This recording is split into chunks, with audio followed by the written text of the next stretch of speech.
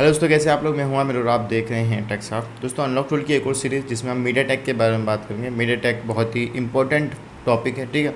तो प्लीज़ पूरा देखिएगा, समझ जाएंगे इस टॉपिक को तो ईजिली आप अनलॉकिंग वगैरह सीख जाएंगे, ठीक है।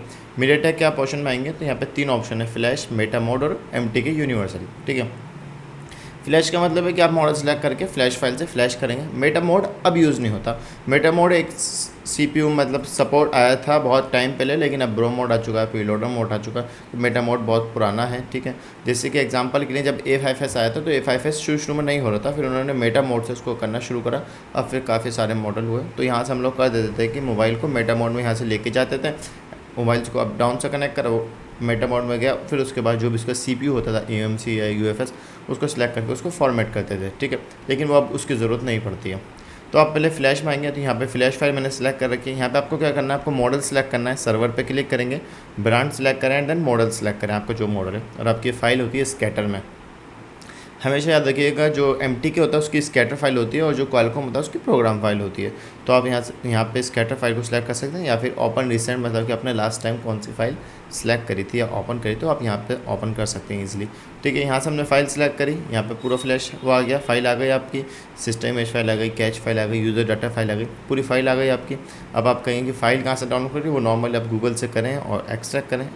आपको दिखाता हूँ, ये नहीं, डाउनलोड पर गए हम, अभी करी थी मैंने कंप्रेस, ये आपकी Y69, ये रही, सॉरी PD15 Y69 की 1705 ये रही फाइल, ठीक है। तो इसके अंदर स्कैटर फाइल होती है, तो ये वाली फाइल, इसको आप सिलेक्ट करेंगे ना ऐसे करके तो वो ऑटोमेटिक आ जाएगी। देखें, ये स्कैटर फाइल सेलेक्ट करें, ओपन करें, ये पूरी फाइल ओपन हो जाएगी। उसके बाद आप नॉर्मली मोबाइल को मेटा मोड या MTK जो भी आपका मोबाइल है वो फ्लैशिंग पे स्टार्ट करेंगे तो वो फ्लैशिंग आपकी स्टार्ट हो जाएगी, ठीक है। यहाँ से आप फ्लैश कर सकते हैं। उसके बाद मुझे लिखवा है ऑथ बाईपास।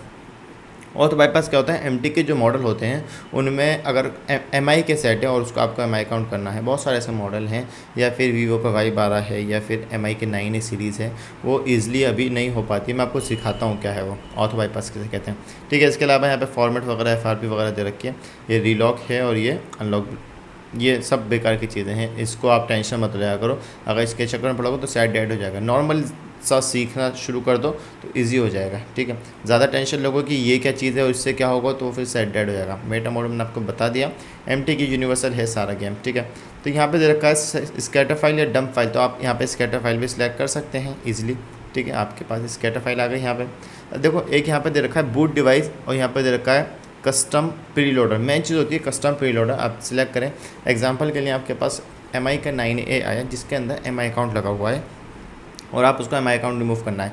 अगर आप MI के मॉडल सेलेक्ट करके यहाँ से और 9A सेलेक्ट करके उसको यहाँ से कर रहे हो, ये कर रहे हो लास्ट वाला, तो अगर लास्ट वाला करोगे तो आपका रीलॉक की प्रॉब्लम ख़त्म हो जाएगी अगर MI का MTK सीरीज़ है, ठीक है। तो ये बात बहुत ही कम लोगों को पता होती है। तो आप मीडिया टेक में आएंगे, अगर वहाँ पे एरर आ रहा है, यहाँ पे करने पे एक एरर आता है प्रीलोडर वाला, तो आप मीडिया टेक में आके प्रीलोडर में उसका मॉडल सेलेक्ट करेंगे। तो ये वाला एक ग्लोबल है हमारा, यहाँ पे सिलेक्ट करें आप। तो यहाँ पे एक ऑप्शन है जनरल के अंदर, स्पेशल के अंदर ये रहा MI डिसेबल MI क्लाउड, तो आप उस पर क्लिक करके आपको जो अनलॉकिंग है वो ख़त्म हो जाएगी, ठीक है। तो यहाँ पे ये किस लिए होता है, ये प्रीलोडर वगैरह, एग्जाम्पल के लिए मैंने बहुत टाइम पहले एक वीडियो बनाई थी, वीवो का Y1S है, Y15 है, बहुत सारे ऐसे मॉडल हैं जो कि अनलॉकिंग के टाइम डेड हो जाते हैं, मतलब कि वो स्टक हो जाते हैं। तो उनकी एक प्रीलोडर फाइल आती है, ये प्रीलोडर फाइल होती है, वो गूगल पर नॉर्मली मिल जाएगी आपको, ठीक है दोस्तों। प्रीलोडर फाइल जो होगी ना आपकी, या तो आपको अनलॉक टूल की ही साइड में मिल जाएगी, यहाँ पे आप आएंगे, इस पर आप क्लिक करेंगे आईफोन के इसमें, तो यहाँ अक्सर जो प्रीलोडर फाइल की ज़रूरत पड़ती है वो Y12 Y15 Y17 की पड़ती है। मैं एक सेकंड आपको दिखाता हूँ। अच्छा, यहाँ रेमडिस्क की फ़ाइल है, अनलॉक टूल के ड्राइवर्स ब्रांड में आएंगे तो यहाँ पे बहुत सारी फाइलें Y21 की है, Y12 Y15 की हैं, ठीक है। 3-4 मॉडल की और जो फाइलें हैं वो आपको गूगल पे या यूट्यूब पे ईजिली मिल जाएंगी, ठीक है। तो उनका जो प्रोसेस है वो क्या होता है मैंने आपको समझा दिया, ठीक है।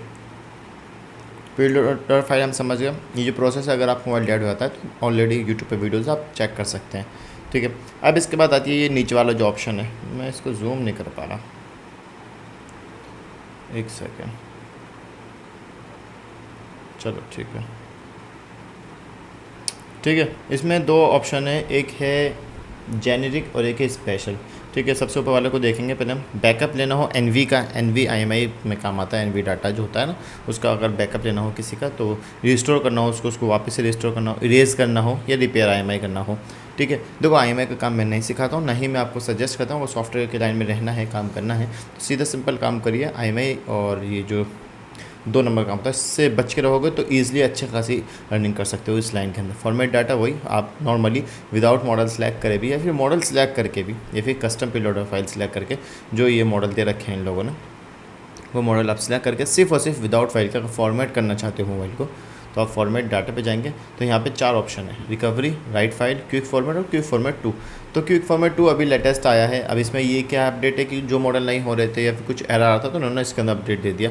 तो आप ये भी कर सकते हैं, बाय रिकवरी भी कर सकते हैं या फिर क्विक फॉर्मेट भी कर सकते हैं, कुछ भी कर सकते हैं, बस डिपेंड करता है। जैसे कि ये करोगे क्विक फॉर्मेट तो हो सकता है आपका FRP भी साथ में हो जाए। अगर FRP नहीं होता तो यहाँ पर ऑलरेडी चेक लगा हुआ है। ठीक है, अगर सिर्फ आपको FRP करना है किसी सेट का, MTK का एग्जाम्पल के लिए कोई माइक्रोमैक्स है, कोई चाइनीज़ सेट है, कोई ऐसा सेट है जिसमें MTK CPU जो होता है ना कम वाला है, MTK का जो मॉडल है वो कम है, चाहे मॉडल दे रखा हो या ना दे रखा हो, आपको सिर्फ FRP रेस पे क्लिक करना है, आपका जो प्रोसेस है वो स्टार्ट हो जाएगा, आप इजीली बाईपास कर सकते हैं। ठीक है, इसके बाद जितनी भी फाइलें हैं, रीड RPM फाइल, ये सब रीलॉग ब्लूटूथ, ठीक है, ये फ्लैश हो गया। Read auth bypass, auth bypass क्या होता है वो मैं आपको इंशाल्लाह अगली वीडियो में किसी वीडियो में बताऊंगा। सिर्फ MI में काम करता है या फिर ओप्पो में काम करेगा। ठीक है, इसके अलावा स्पेशल के अंदर इरेज ID करनी हो ओप्पो रियलमी की, तो इरेज ID मतलब कि ओप्पो रियलमी के अंदर क्या होता है, वैसे तो प्रॉब्लम आती नहीं है, कुछ से किसी के अंदर ओप्पो अकाउंट आता है तो उसको यहाँ से इरेज कर सकते हैं। ठीक है, FDL फिक्स करना हो, FDL क्या होता है जब आप किसी मोबाइल को, ओप्पो रियलमी के अंदर जो छोटे मॉडल है उसमें आता है, लेटेस्ट है उसमें नहीं आता है, नीचे लिखा हुआ आता है फॉर्मेट करने के बाद सबसे नीचे लिखा आता है फिक्स DL के नाम से या DL इमेज फाइल एरर, तो आप यहाँ से इरेज कर सकते हैं। ओप्पो RMX डेमो अब नहीं होते हैं अनलॉक, पहले था सपोर्ट अब नहीं है। ठीक है, इसके अलावा OT अपडेट करना हो, डिसेबल करना हो कि अपडेट नहीं आया ओप्पो के अंदर, वीवो के अंदर IMI चेंज, वीवो का रिमोव डेमो सिर्फ दे रखा है, नहीं होगा। अच्छा, एक ही ऑप्शन है MI का डिसेबल MI क्लाउड, जैसे कि MI का कोई MTK मॉडल है और वो रीलॉक हो रहा है बार बार, तो उसको आप इसको यूज़ करके प्रीलोडर सेलेक्ट करके आप इसको यूज़ करेंगे तो आपका जो अकाउंट है वो डिसेबल हो जाएगा। मतलब ये है कि अब आप वाईफाई और यूट्यूब वगैरह नॉर्मली ईजिली चला सकते हैं। हाँ, अगर आपने सेट को अपडेट या रीसेट कर दिया जैसे हम लोग आईफोन के अंदर करते हैं, अगर वो प्रोसेस कर दिया तो फिर वो रीसेट के बाद वापस से लग जाएगा लॉक। ठीक है, तो वापस से वो कर दीजिएगा। फिक्स करप्शन, MI का डाउनग्रेड करना हो, सैमसंग के KG लॉक के ऊपर इंशाल्लाह देखो वीडियो बनाएंगे।